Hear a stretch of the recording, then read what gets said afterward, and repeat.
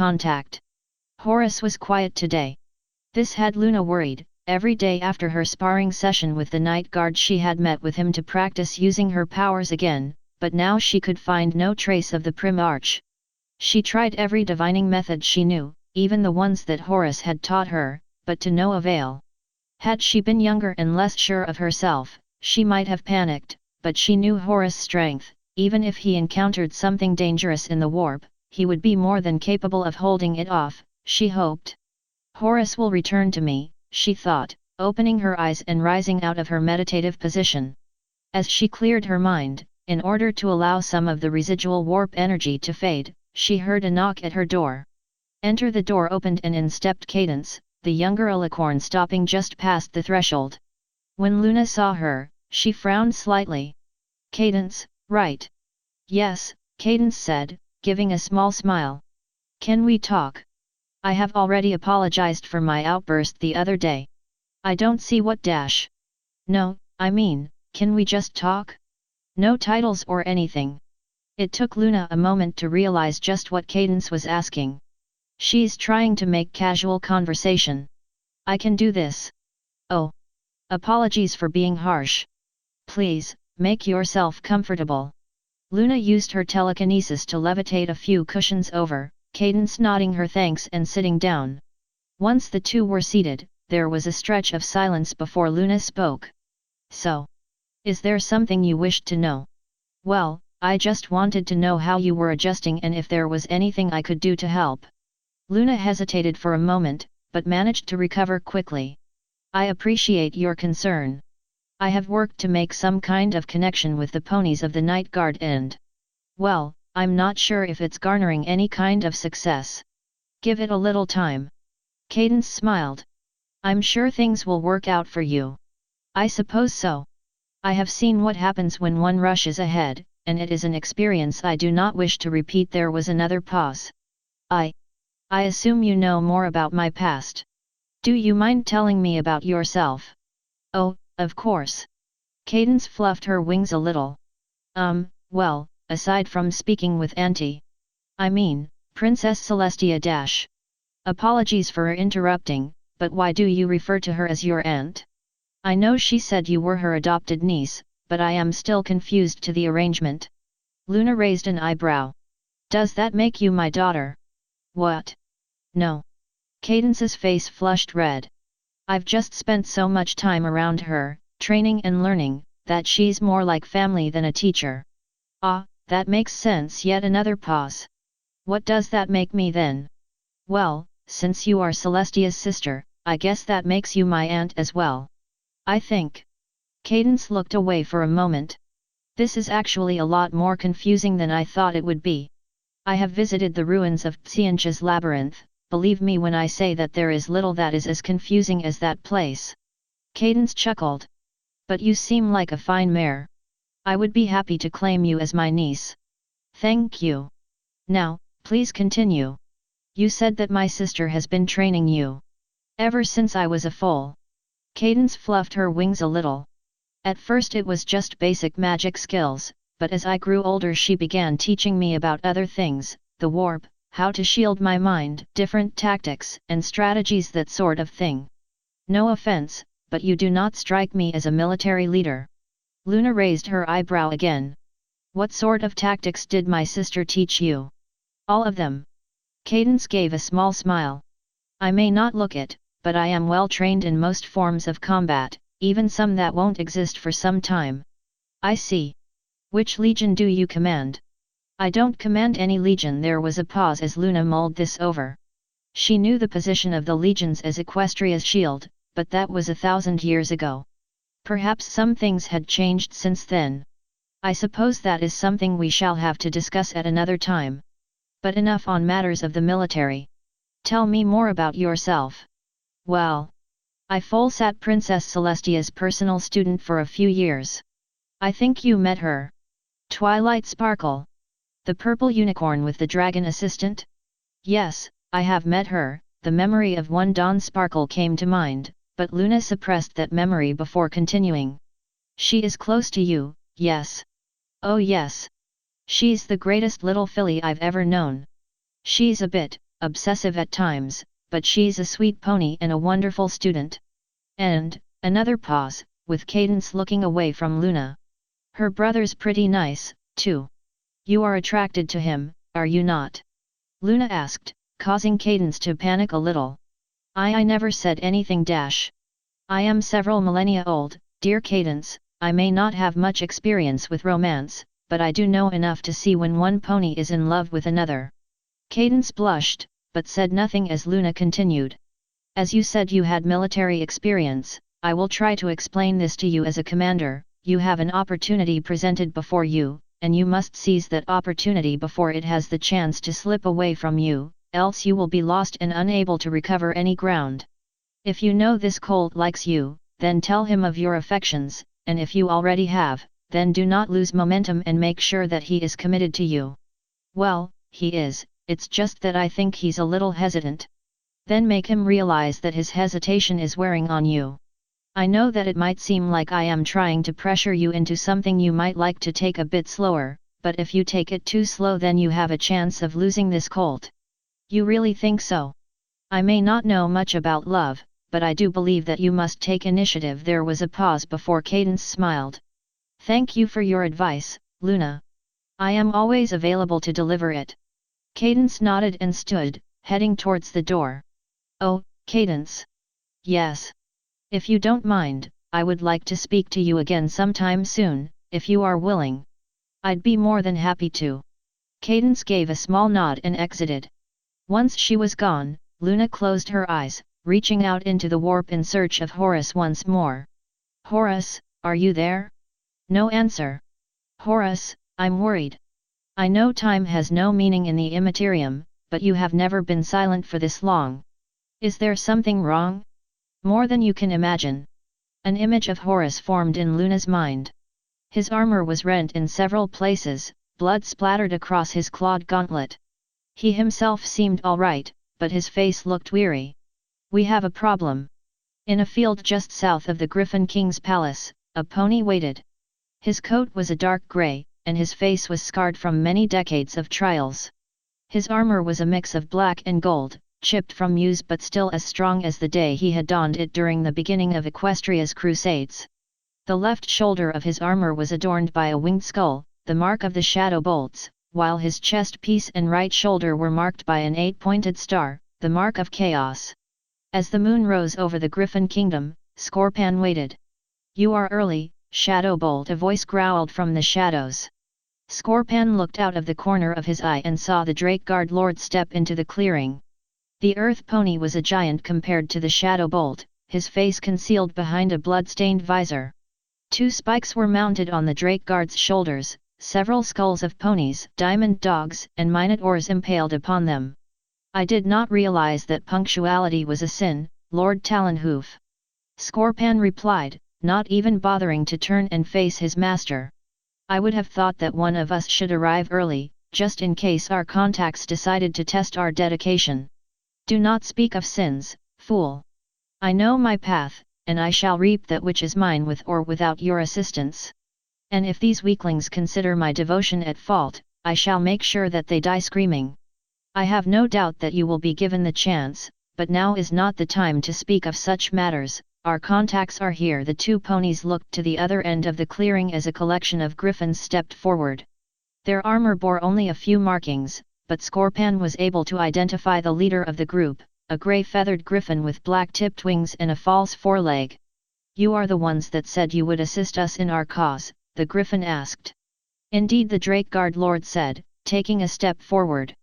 The warriors under my command thirst for the blood of equestrians. Once the loyalists march to war, they shall remember the blades that bathed in their blood long ago.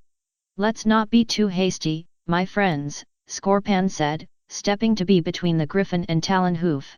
There is no assurance that the false empress will pledge her forces to war, not yet, at least. He looked to the griffin. Have your agents carried out my suggestion? One is on his way to the Griffin King as we speak, the Griffin commander said. Another should arrive in Equestria in a few days. Is there something you are hiding from me, Shadowbolt? Talonhoof asked, glaring at Scorpan. I asked our friend here to carry out a few assassinations for me. With the king dead at the hands of a pony, the griffins will be raring to take up arms against the equestrians, and if an attempt is made on the false empress then they may return the favor. I did not tell you because I did not wish to trouble you with minor details such as these. Very commendable, Shadowbolt. I may still have some use for you. Scorpan frowned, but said nothing else. Talonhoof turned back to the griffin. Once you have declared war on Equestria, we shall muster our forces and destroy the loyalists once and for all. And what of us? The griffin asked. What do I gain once you have driven the equestrians from here? You dare ask demands from me? Talonhoof barked, simmering with barely contained rage. I, who slaughtered dozens on Apalioaza Ridge, who delivered the skulls of the greatest Minotaur chieftains to the blood god, who tore out the throat of Tiamat, the queen of dragons. Patience, Lord Talonhoof. Scorpan said, trying to calm the Drake Guard. Our friend here means no disrespect, merely a reminder of the dark god's favor. This did seem to calm Talonhoof, but only slightly. It will be enough, thought Scorpan before turning to the griffin. When this is over, and Equestria has conceded defeat, we shall grant you power and favor that will make you the most feared lord of this world. The griffin's eyes brightened, causing a small smirk to spread across Scorpan's face. Mortals, always so quick to accept a deal without delving into the consequences. That is fair, the griffin said, taking a moment to compose himself. I shall make sure that my forces assist you in any manner possible. They shall be put to good use. Scorpan turned to Talonhoof. Is that fair enough, Lord? I suppose the Lord growled. We must depart now, I will marshal my warriors for the coming slaughter. Very well, the griffin gave a nod of respect. I shall contact you once we are at war with Equestria, and with that, the griffin and his entourage turned and left, the two ponies watching them go. Fool! Talonhoof muttered. He thinks that he will get away with such insolence. He will receive his punishment in due time, Lord. Scorpan said, turning to leave. Indeed, the Drake Guard turned and looked at Scorpan. But do not think I will forget your insubordination, Shadowbolt. I require your services now, but once I have given my offering to Kern you will suffer my wrath. Oh, I am quaking in my boots. If only the dark gods would come and save me from your wrath. Scorpan said, spreading his wings and taking flight before Talonhoof had a chance to respond. The Shadowbolt smiled. Deceiving members of the Drake Guard was rather easy, almost insultingly so, but it still amused him to no end. But he had other matters to attend to besides his amusement. He swooped low, spying a small light among the black forest, a hut of sorts, the light being from a fire that Scorpan could see through the window. He took a moment to set his boots' talons in place before diving, using his armored bulk to smash through the wooden structure. The griffins inside had no time to react to Scorpan's intrusion. Even if they could, it was doubtful that they could stand against the Shadowbolt, he who had fought dozens of campaigns and slayed many of Equestria's finest in the last millennium. The Shadowbolt's claws flashed forward, shredding fur, flesh and bone with ease.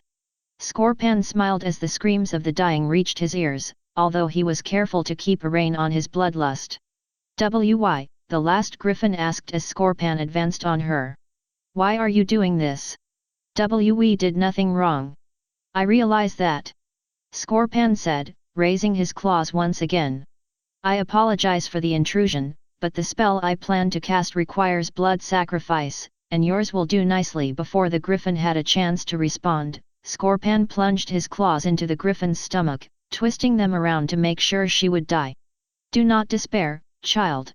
Sing praises to the dark gods, for the death of you and your family draws the final victory of chaos closer." With the last griffin dead, Scorpan stowed his claws and looked around. 5 dead, 3 of them chicks. More than sufficient. Scorpan dipped his hoof into one of the pools of blood, scratching out a few symbols on a clear section of wall. These symbols would have driven a lesser being insane, but Scorpan had long ago given in to the allure of the dark gods. Insanity was to be expected. His ritual complete, Scorpan waited before a shimmering portal formed out of the blood markings. "My lord, our plan is proceeding as scheduled," Scorpan called through the warp. There was a pause before a presence came over him, one of power and destruction. "Excellent, Scorpan, a voice rumbled through the portal. You have proven yourself to be a most valuable asset. You honor me, my lord. Although there is the problem of Talonhoof, while he is devoted to slaughter, allowing him to have his way might misdirect if not delay your arrival. I trust you have a plan to deal with him. Oh yes, my lord. One that I hope you find satisfactory. There was a tremor in the Empyrean, one that disturbed Onland greatly. While she felt tremors often, there was something about this one that set it apart from the others. This one spoke of pain, of destruction on a scale that would see the world burn. Seer. Galas whispered, breaking Onland out of her thoughts. I believe I have found a sheltered spot from where you can focus. Very good, Galas. Show me. The ranger nodded, leading Onland down a path between two buildings. Occasionally they would stop, to avoid detection from a few ponies who were still wandering around at night. Onland considered casting a shroud spell on Galas and herself, but decided that she needed more energy to focus on finding the lost. Once the coast was clear, they moved on until Galas found a small garden near the castle. It's slightly exposed, but if you stay close to the bushes then you should be unseen. Galas said. This will do nicely. Thank you for your vigilance, Galas. Anything to serve you, my lady. Onland nodded and began to set up her runes. My lady, do I have to be disguised again? It's the safest thing to do, Galas.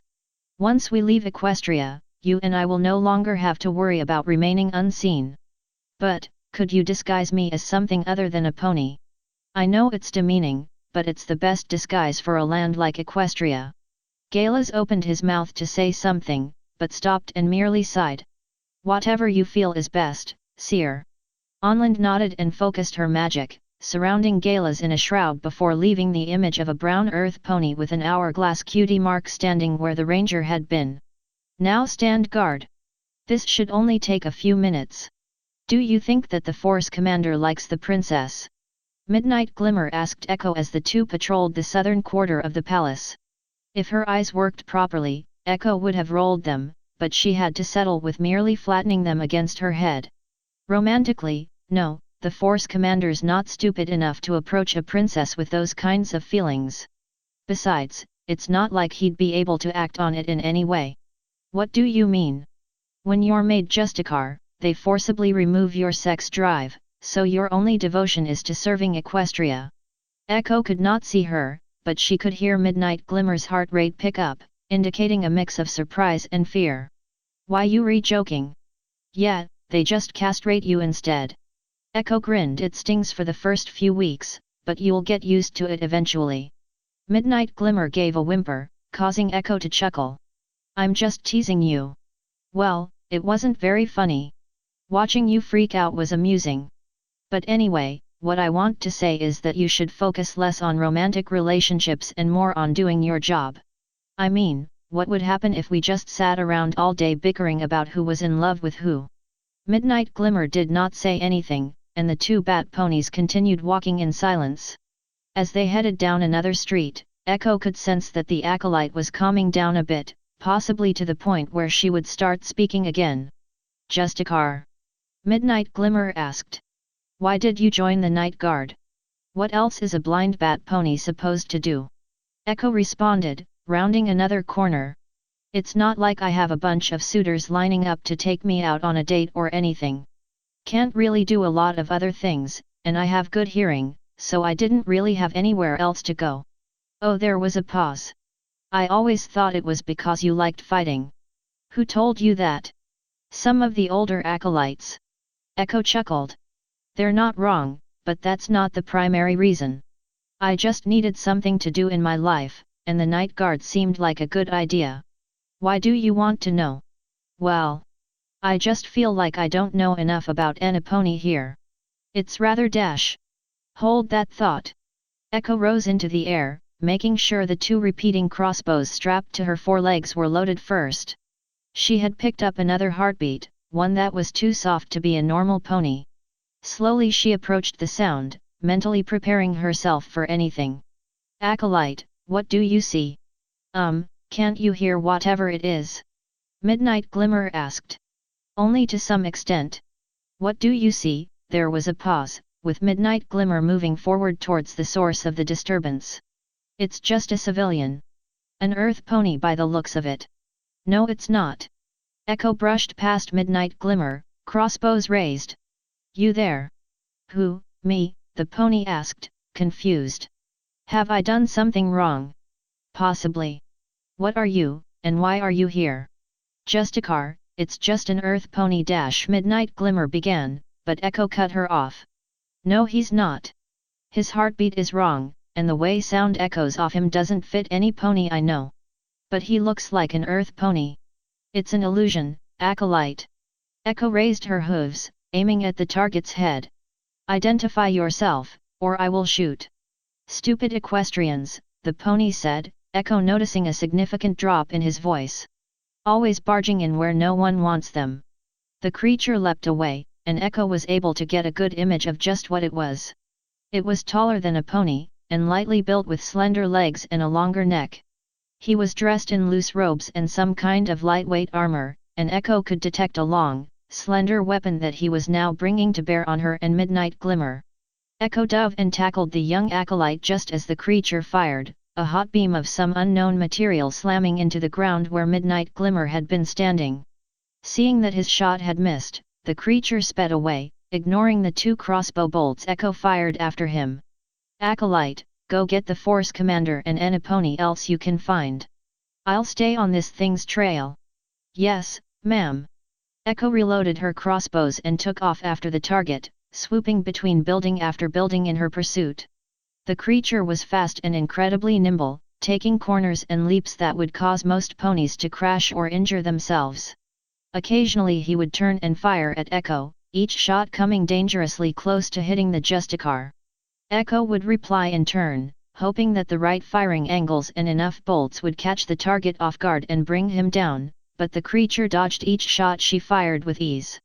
Whatever this thing is, it's good, she thought, dodging another shot.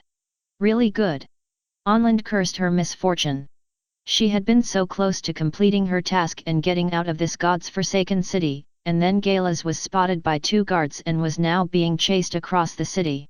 Onland was not even sure how he had been discovered, her disguises had never failed before, why would they now? I can't lose focus, she thought. I must continue my search, and then I will show these ponies my wrath. She focused again, relocating the magic ley lines in the Empyrean. A few other guards were moving into the area, but they did not notice Onland. She slowed her breathing and her heart rate, nullifying anything that might give away her position. Soon, she was alone again, and she opened back up to the Empyrean. However, as she opened her soul she failed to notice another pony approaching. I thought I felt a tremor in the warp, a voice said. Onland did not open her eyes, but once again she cursed this turn of bad luck. I thought it might have been one of my guards misusing one of their spells, or worse a chaos incursion, but seeing you I do not know what to think. That seems to be the norm of your kind, equestrian. Onland spat, giving up on her attempts to focus and using her magic to draw her sword. If you have any sense of self-preservation, you will leave me. I cannot do that, creature. You have intruded into my city, and are using unknown magics that might threaten the populace. Maybe you should consider that what I am doing is to save the world. Onland charged up a spell, preparing to strike at the interloper. I warn you, equestrian. I am versed in many forms of combat, and I will not hesitate in batting you away like a fly if you do not leave me be. Know your place, creature dash. I will not be treated like some beast. I am Onland, seer of the clan Alinea, devoted leader of deer, and I will erase you from existence for your intrusion. Onland's eyes snapped open and she thrust her right hoof forward, firing a bolt of lightning at her intruder. Once she saw the pony she was attacking, she began to regret her decision. It was a mare, dressed in blue armor and wielding a large mace. Her mane was a swirling mass of energy that looked like the night sky, and her coat was a deep shade of blue. She possessed both the horn of a unicorn and wings of a pegasus, and she had fixed Onland with a cold stare with her turquoise eyes. As the lightning arched out at the mare, her horn shimmered and the bolt deflected off to the right before exploding. You may be a powerful mage, dear, the mare said, raising her mace. But I am the Warmistress of Equestria, sister of Celestia, Empress of Ponykind and Forger of Worlds. And I shall make you suffer for threatening my subjects with that." The mare leapt forward, swinging her mace in a downward arc. Onland ducked to one side, sweeping her sword towards the mare's shoulder. Her blade scraped across the metal but failed to break through, and Onland had no time to strike again before the mare swung around, her mace colliding with Onland's sword and almost knocking it from her grasp. "You seek to challenge me?" the mare asked, putting her weapon into a guard position. "Cain guides my blade, Equestrian, and he shall deliver you into my hooves." Bold words. "But I doubt that your god has any power here." Echo had tracked the target to the Canterlot Gardens. It was the perfect hiding spot, with plenty of trees and shrubs to use for cover. She ducked behind the nearest bush, flicking her ears around for any unusual sounds. All she could hear was the wind rustling the leaves. No hoof steps, no heartbeat, no breathing. It was as if her target had disappeared entirely. Staying low, Echo crept to the next tree, twitching her ears once again for any sound. Nothing. She crept forward again. Twitch. Echo dove to the left, narrowly avoiding a blast from the target's weapon. Using the beam's heat as a beacon, she aimed her crossbows in the direction of the target and fired. There was a crash as the target leapt from its vantage point, and Echo fired again as the thing scrambled for cover. No other sound. Target lost. Echo crept back into cover, reloading as she did so. She could not tell if the enemy was moving or not, and that made her frustrated more than anything. She rolled into another bush, holding still for a few more seconds before searching again. Twitch. Nothing. Echo let out a small sigh and kept moving. The Canterlot Gardens were rather large, and it could take all night before she could find her target. And the enemy was incredibly skilled with its weapon, skilled enough that it got the drop on her more than she would have cared for. Twitch. An unusual heartbeat. Got you. Echo fired, both bolts slicing through the underbrush. The thing leapt away in surprise, and Echo tracked it before firing another shot. This salvo missed, and the enemy fired at her once more, forcing her to dive for new cover. It was on the run again. Echo smiled and prepared to give chase. "Explain what happened, exactly," Princess Celestia said to the nervous Night Guard's pony standing in front of her. "Well, I was on patrol with Justicar Echo when we saw this pony. The Justicar challenged him, and he turned out to be some kind of animal I have never seen before, and it fired at us with some kind of magic beam weapon." "Are you sure it was magic?" Shining Armor asked. "I know the Iron Hooves have been working on some odd technologies, maybe this was something they had developed." "No, it was magic, it made my ears all tingly. And that proves it's magic because bat ponies are naturally more attuned to magic than most other ponies," Celestia said. "I would have thought you knew this, Commander." "Sorry, Princess," Shining Armor gave a short nod. "It's a bit late, it must have slipped my mind." Apology accepted. Now, Celestia turned back to the bat pony. "Please continue." "Yes, Your Majesty. Anyway, Justicar Echo sent me back to our force commander while she pursued the target alone, and then he sent me here to report to you. Why didn't you go find Luna? After all, she is your legion's charge." The Night Guard's pony fidgeted around for a moment. "I couldn't find Princess Luna, Your Majesty." Celestia frowned, but did not answer right away. "Go back to your unit and support your Justicar. I'm sure my sister will be alright on her own." The Night Guard's pony saluted and left, leaving Celestia alone with Shining Armor. "Commander, I want you to move 2 companies to the palace and make sure that nothing gets in or out." "Right away, Princess."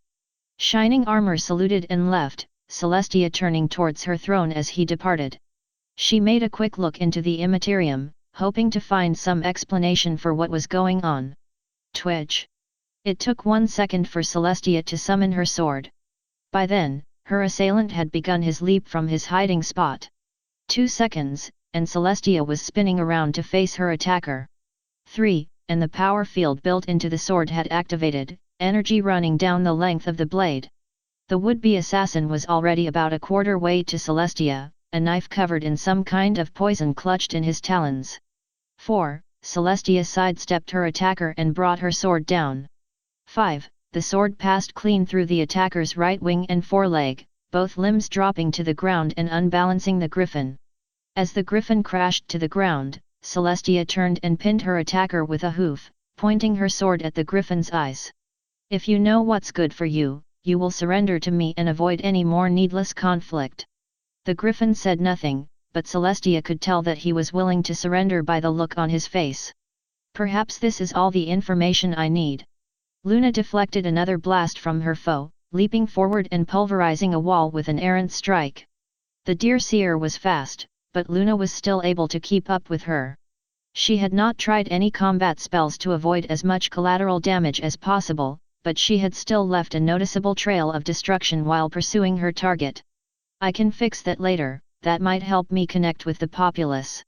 Luna swung again, causing the enemy to lose her footing and tumble into a nearby courtyard. "Give up, seer," she called, rising up into the air with a beat of her wings. "You cannot defeat me." "Misguided fool," the deer cried, firing another spell. "You would delay me and doom the world to destruction." This caught Luna's attention. The deer had mentioned saving the world before, but like now she had not been too specific. "Perhaps if you told me what is happening, we could work together to stop it. And risk having you derail my plans? What kind of fool do you take me for?" The deer fired another spell, Luna dodging before diving down towards the seer, mace raised.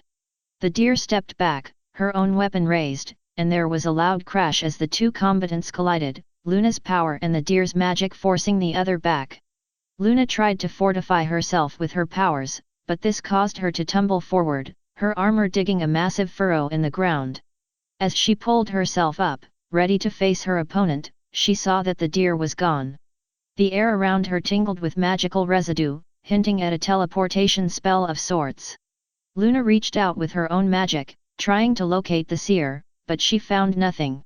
However, as she opened her eyes, she saw the broken remains of the deer's sword lying on the ground before her. Well, at least this fight was not a total loss. Galas had ducked behind another corner. The equestrian following him was relentless, even more so than many other creatures he had faced, and it had a knack for tracing his shots with surprising accuracy. He peeked around a corner, spotting the mare moving slowly to not draw fire. "I intend to end this." Galas raised his rifle to his shoulder and was about to pull the trigger when something touched him on the shoulder. Galas whipped around and saw Onland, the seer, panting from exhaustion. "What happened?" "I was spotted and attacked," Onland said, turning and leading Galas down an alley. "I managed to escape, but I've lost my sword. We'll need to get back to our territory and resupply before we can continue on." "As you wish, my lady." As Galas covered her, Onland opened another portal through the Empyrean. After one last check to make sure they were not being followed, the two deer slipped through, the portal winking out of existence as soon as Galas had crossed the threshold.